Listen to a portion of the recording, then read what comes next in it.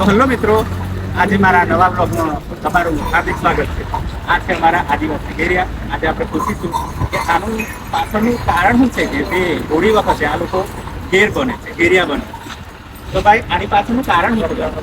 આનું પાછળનું કારણ એક જ છે. અમે બાપ દાદાથી હોળી મનાવતા હોય. આદિવાસી અમારો મેન તહેવાર છે.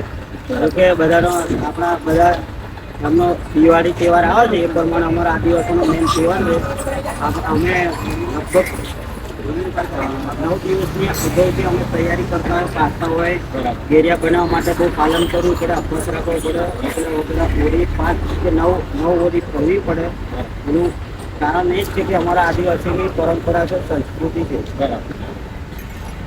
આજે તમે સાંભળ્યું છે કે તમે તમારા કરો બરોબર.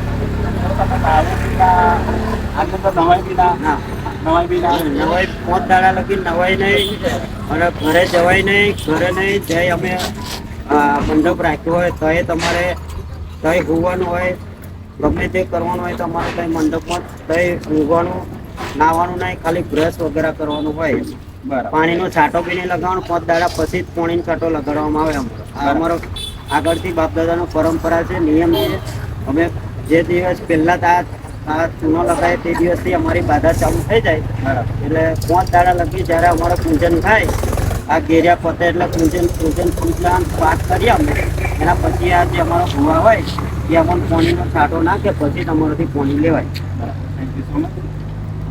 તો સાંભળ્યું ને મિત્રો, આની પાછળનું રીઝન શું છે અને દર વર્ષે આ લોકો આમ જ ઘેરિયા બનતા હોય.